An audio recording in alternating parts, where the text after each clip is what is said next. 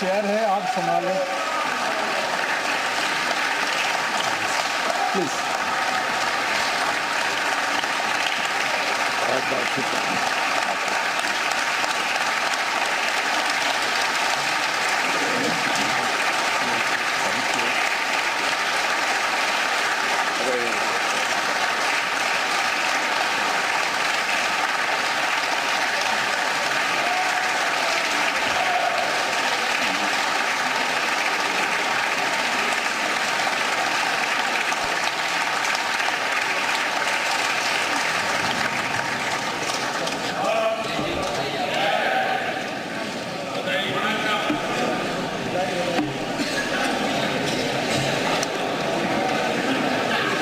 श्री किरेन रिजिजू जी।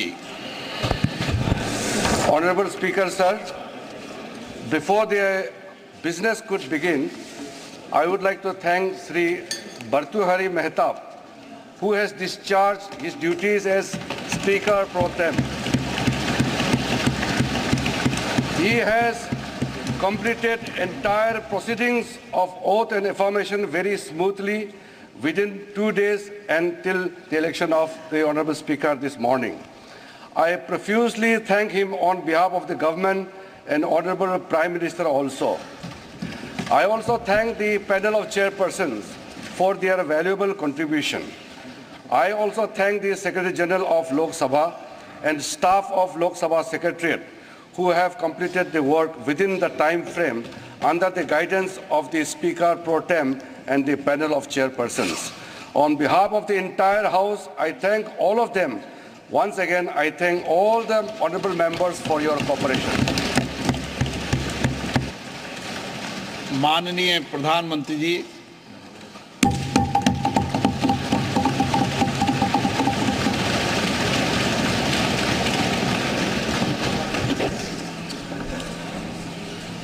आदरणीय अध्यक्ष महोदय, ये सदन का सौभाग्य है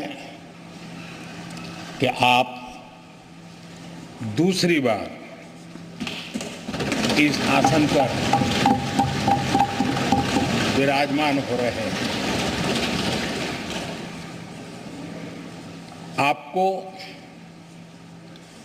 और इस पूरे सदन को मेरी तरफ से मैं बहुत बहुत बधाई देता हूं।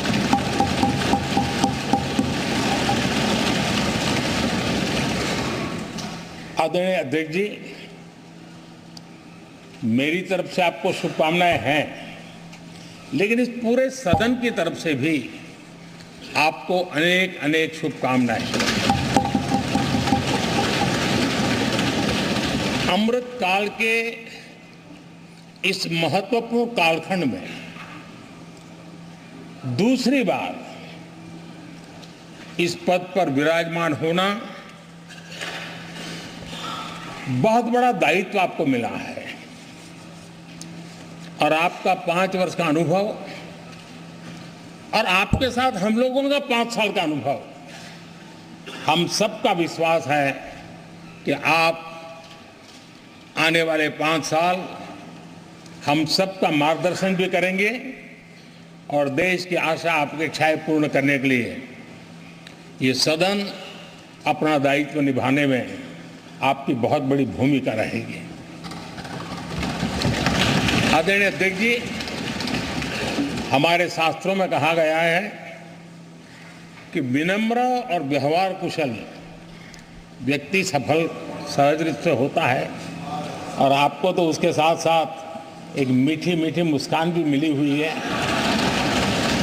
आपके चेहरे को ये मीठी मीठी मुस्कान पूरे सदन को भी प्रसन्न रखती है। मुझे विश्वास है आप हर कदम पर नए प्रतिमान, नए कीर्तिमान गढ़ते आए हैं। 18वीं लोकसभा में स्पीकर का कार्यभार दूसरी बार संभालना ये अपने आप में एक बड़ा नया रिकॉर्ड बनते हम देख रहे हैं। श्री बलराम जाखड़ जी, वो पहले ऐसे अध्यक्ष थे जिन्होंने 5 साल कार्यकाल पूरा करके फिर दोबारा उनको स्पीकर बनने का अवसर मिला था। उसके बाद आप हैं जिन्हें 5 साल पूर्ण करने के बाद दोबारा इस पद पर हासिल होने का अवसर मिला। गत 20 साल का एक ऐसा कालखंड रहा है कि ज्यादातर स्पीकर या तो उसके बाद चुनाव नहीं लड़े हैं या तो जीत करके नहीं आए हैं। आप समझ सकते हैं कि स्पीकर का काम कितना कठिन है कि उसके लिए दोबारा जीतना मुश्किल हो जाता है, लेकिन आप जीत करके आए हैं, इसके लिए एक नया इतिहास आपने गढ़ा। आदरणीय अध्यक्ष जी, इस सदन में ज्यादातर हमारे सभी माननीय सांसद आपसे परिचित हैं, आपके जीवन से भी परिचित है। और पिछली बार मैंने इस सदन में आपके संबंध में काफी कुछ बातें रखी भी थी और मैं आज उसको दोहराना नहीं चाहता हूं, लेकिन मैं एक सांसद के रूप में और हम सभी सांसद के रूप में आप जिस प्रकार से एक सांसद के नाते काम करते हैं, ये भी जानने योग्य है और बहुत कुछ सीखने योग्य है। मुझे विश्वास है कि आपकी कार्यशैली एज ए सांसद भी हमारे जो फर्स्ट टाइमर सांसद हैं, हमारे युवा सांसद हैं, उनको जरूर प्रेरणा देगी। आपने अपने कार्यक्षेत्र में, संसदीय क्षेत्र में स्वस्थ मां और स्वस्थ शिशु एक कमिटमेंट के साथ जो अभियान चलाया है और सुपोषित मां, इस अभियान को आपने जिस प्रकार से अपने क्षेत्र में प्राथमिकता देकर के खुद को इन्वॉल्व करके किया है, वो वाकई प्रेरक है। आपने कोटा के ग्रामीण क्षेत्रों में हॉस्पिटल ऑन व्हील्स, ये भी एक मानव सेवा का उत्तम काम, जो राजनीतिक कामों के सिवाय करने वाले कामों में आपने चुना है, वो भी अपने आप में गांव-गांव लोगों को स्वास्थ्य सेवाएं पहुंचाने में मदद कर रहा है। आप नियमित रूप से गरीबों को कपड़े, कंबल, मौसम के अनुसार छाता की जरूरत है छाता, जूते, ऐसी अनेक सुविधाएं समाज के आखिरी तबके के जो लोग हैं उनको खोज करके पहुंचाते हैं। खेलों में प्रोत्साहन देना आपके क्षेत्र के युवकों में, ये आपने एक प्राथमिकता के रूप से काम उठाया है। आपके पिछले कार्यकाल में 17वीं लोकसभा में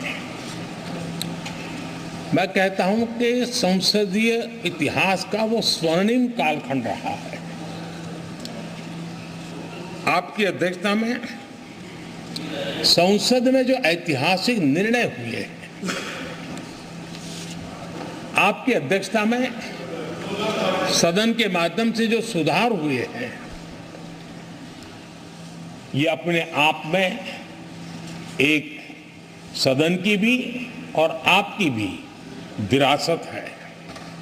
और भविष्य में 70वीं लोकसभा के संबंध में जब विश्लेषण होंगे, उसके विषय में लिखा जाएगा,